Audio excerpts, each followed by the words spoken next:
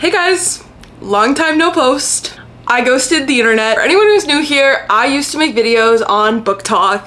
Now, I loved Book Talk. However, TikTok itself was getting bad for my mental health, so I just deleted the app and purged myself from the internet. I had some personal stuff going on, so I decided to take a little break from making YouTube videos and literally privated everything on this account. But I have been reading so much recently and I need someone to talk about these books with, so I thought now is the time to finally get back on YouTube. I went through and unprivated some of my favorite videos that I've made, even though they're some of the ones with the least views. So if you're looking for older stuff, some of my book content is back on my channel, and if not, I'm gonna be so good about posting regularly now, I promise. I thought the perfect reintroduction to my YouTube would be going through some of the books that I wished I could give 6 stars to. This is the stack.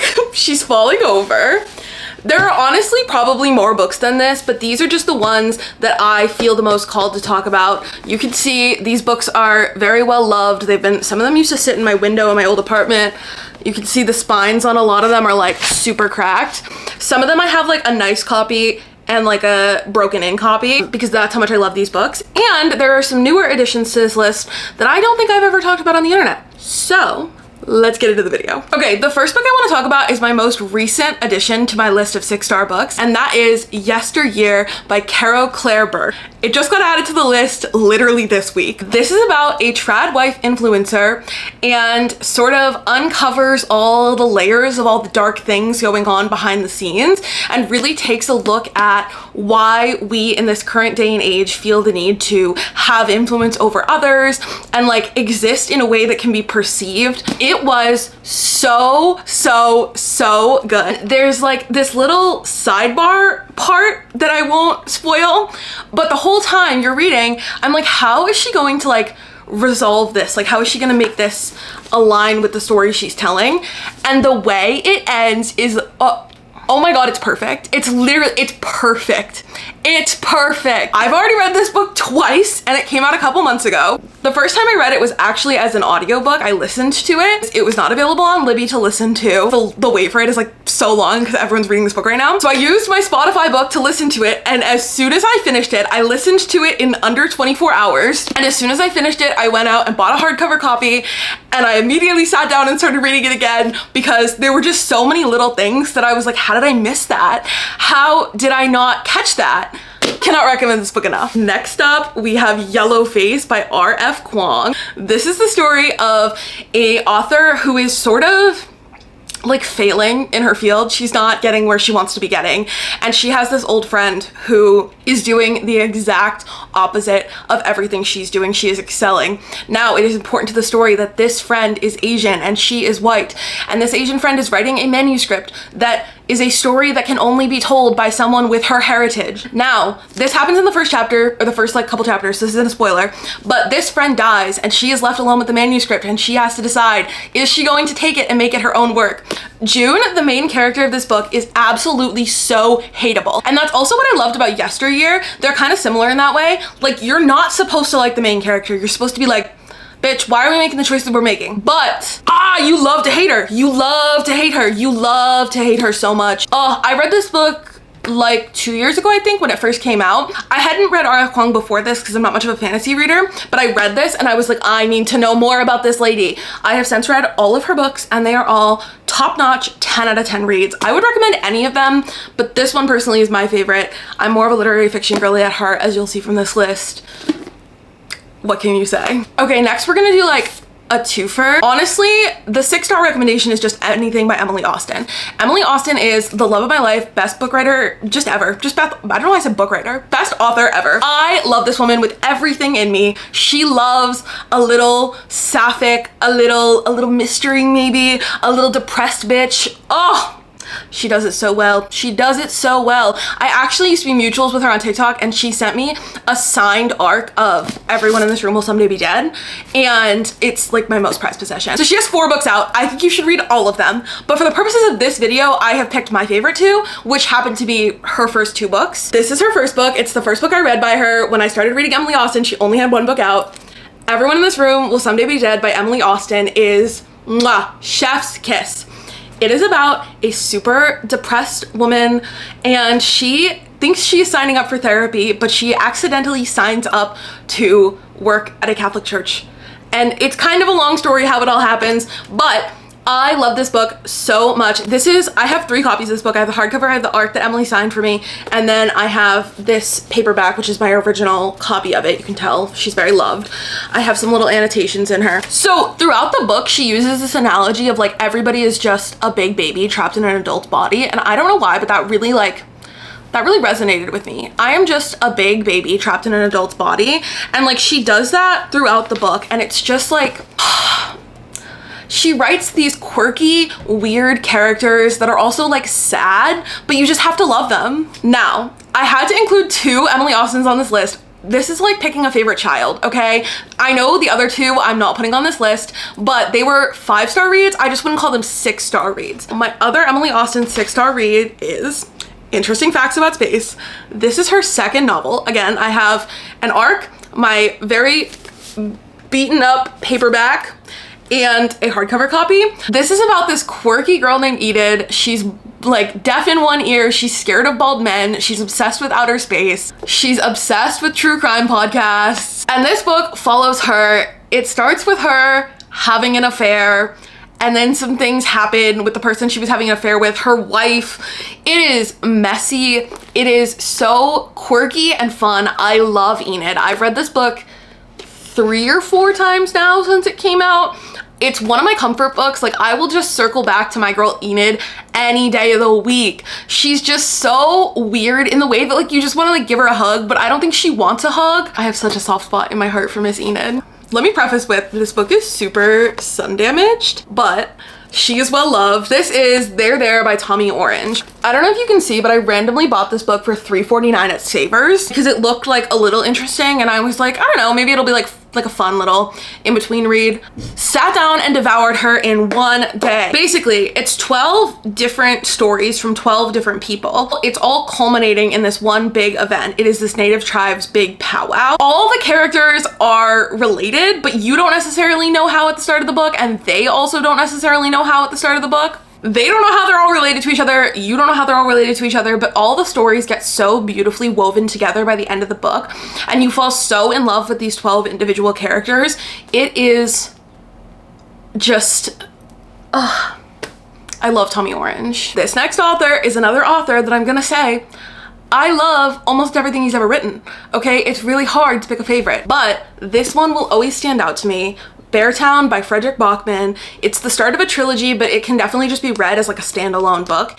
It is so beautifully written. It is about a little town that just sort of revolves around ice hockey, and this is another story where you get a bunch of different people's perspectives and they all sort of start to like weave together. It's a really small town where everyone knows each other and their whole town is sort of united around hockey. There is a large event that I won't spoil that kind of shakes the town and traumatizes certain people and kind of throws certain people into the limelight, and it really shakes up these people and this way of life that they're so used to.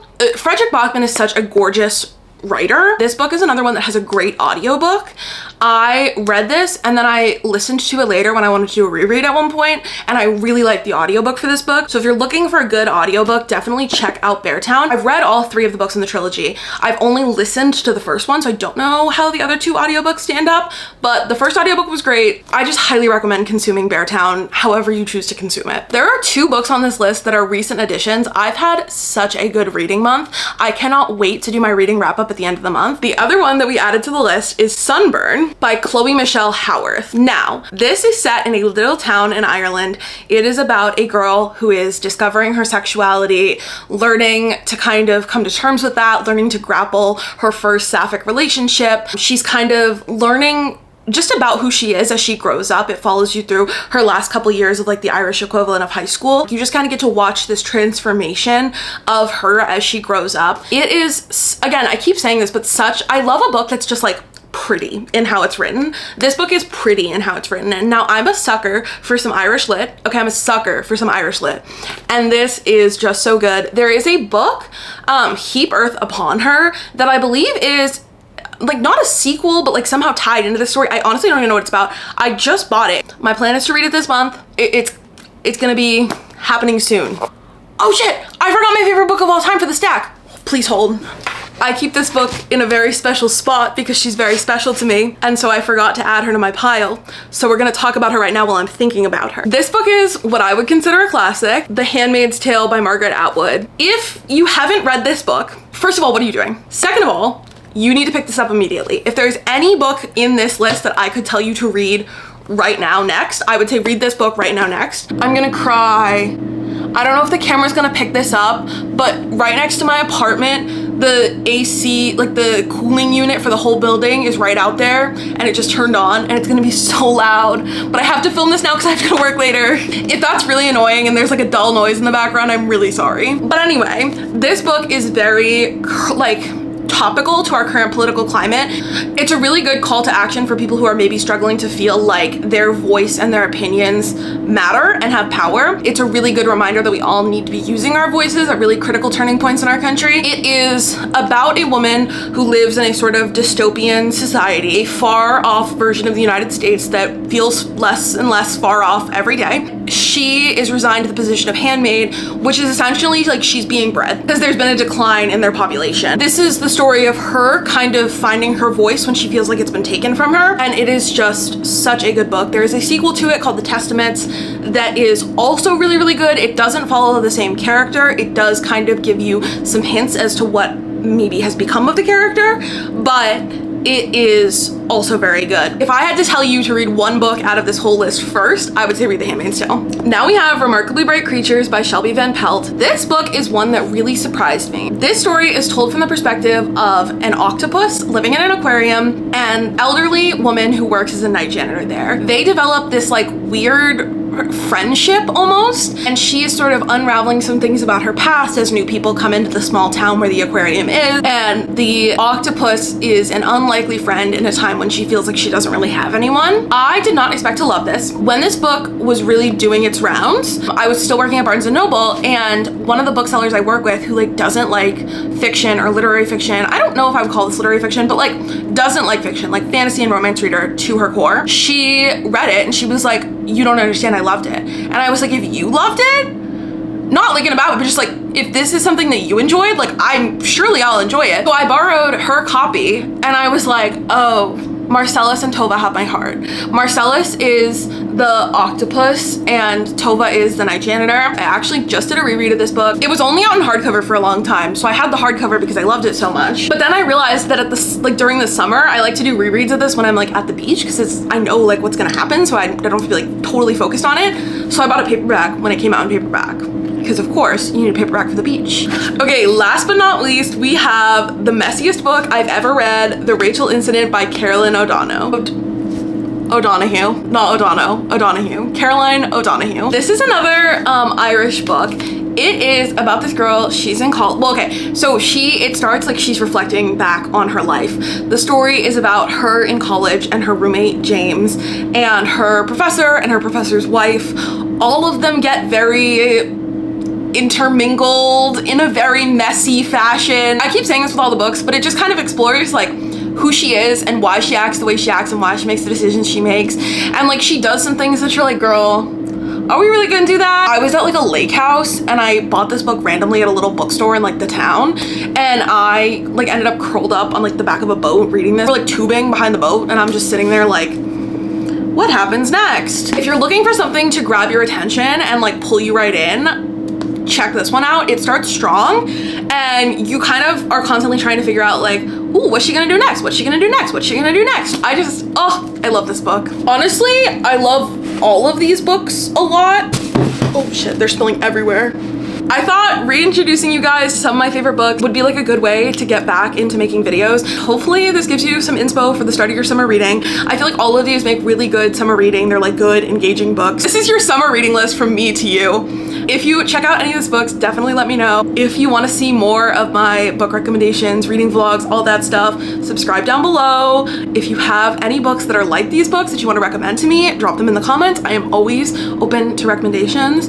Oh, if you want to keep up to date with what I'm reading as I'm reading it, you can check out my Instagram. I post like what I'm currently reading, books that I really like when I finish them, all that stuff. I will be back soon. Bye guys.